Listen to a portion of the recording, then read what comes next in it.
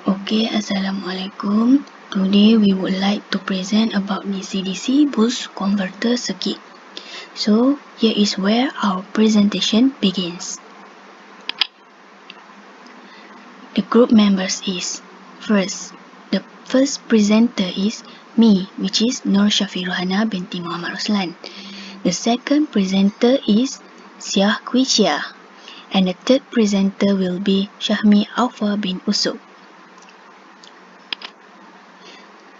The content of this presentation first is introduction, and the second is operation and analysis.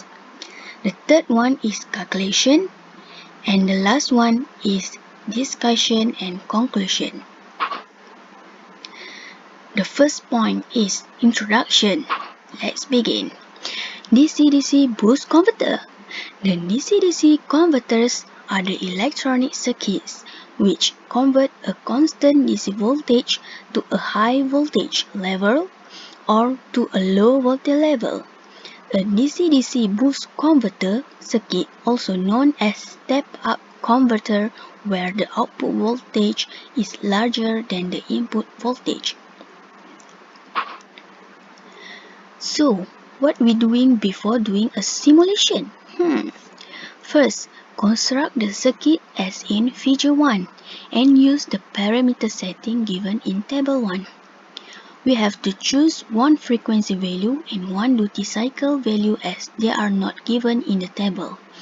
So, what frequency and duty cycle value to choose? So we choose 25 kHz for frequency and 0.5 for duty cycle. And we need to identify the output voltage ripple and measure the minimum and maximum inductor current from the waveform and verify the values through calculation. So what we get with 25 kHz frequency and 0.5 duty cycle? So here there are the duty cycle signals, and after zooming, and the signal cycle will be like this.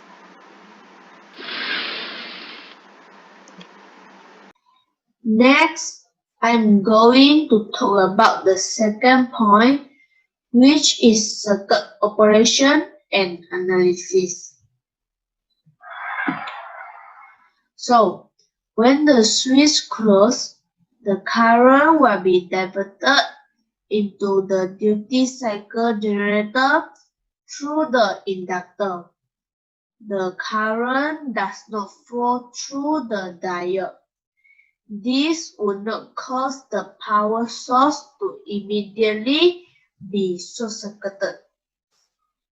This is because the current ramps up slowly due to the inductor in the circuit. Also, a magnetic field builds up around the inductor.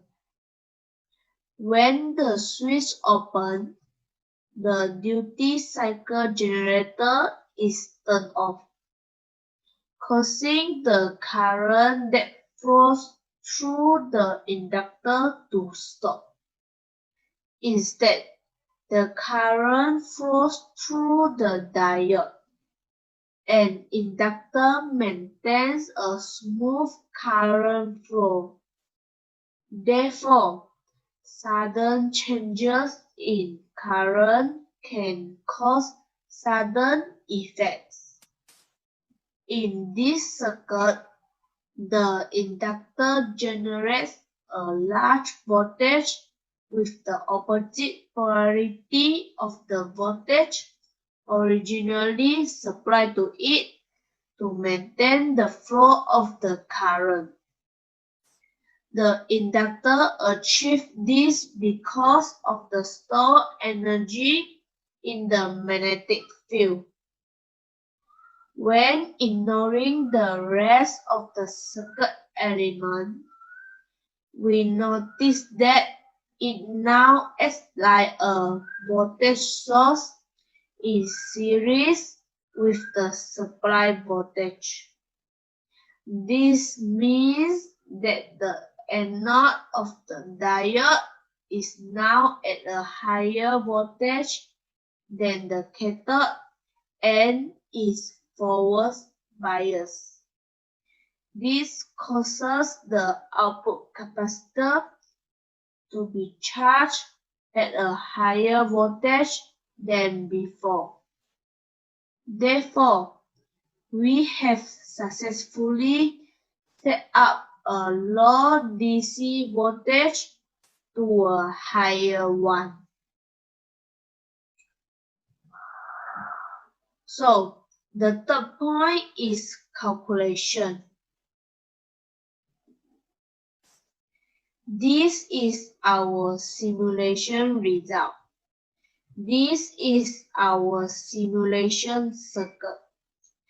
And the output voltage we obtain is 99.21 volt. This is the waveform for output voltage.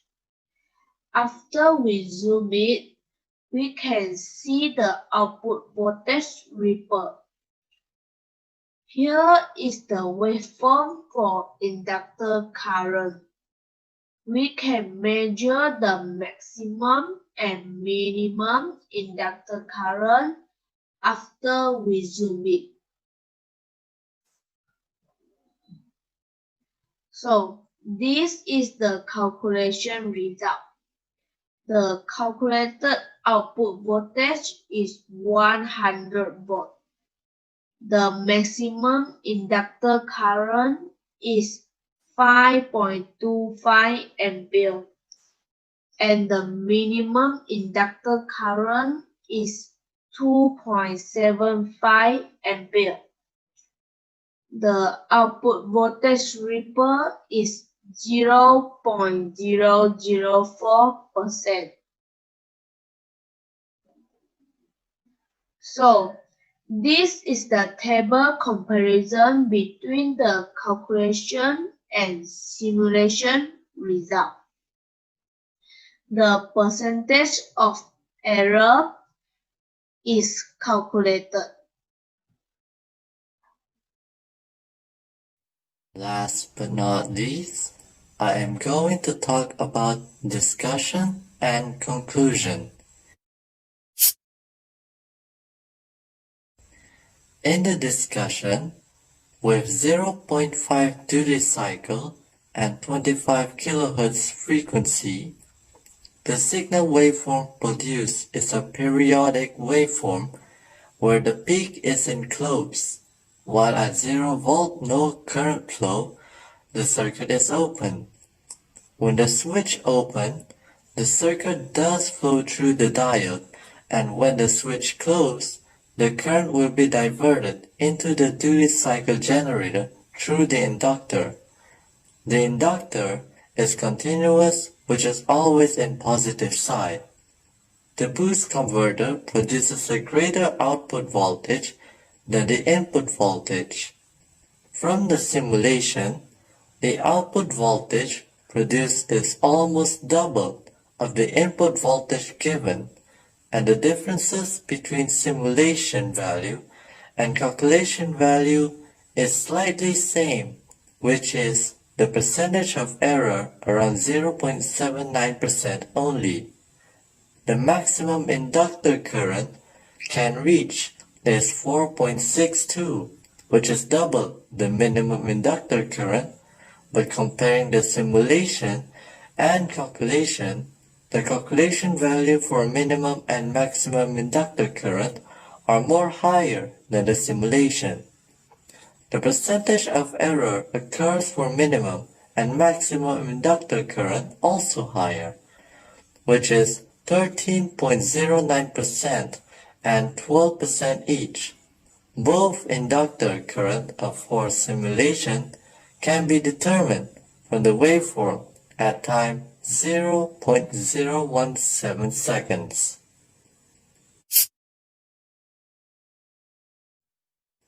In conclusion, as a stepper converter, the DC-DC boost converter has a higher output voltage than the input voltage. Any value of frequency and the duty cycle is not less than 20 kHz or in between 0 to 1 are not to give an impact on the converter as long as it's still in range to be a step-up converter. The output voltage value is double from the input voltage, while for the inductor current, the maximum value is double the minimum value. The duty cycle signal is used to control the power switch. The output responses of the DC-DC boost converter are depending on the switching time transitions related to the duty cycle value between from 0 to 1. To reduce the output voltage ripple, we can increase the frequency switches and increase the capacitor size. So I guess that's all from us. Thank you for lending your ears to hear our presentation. Thank you.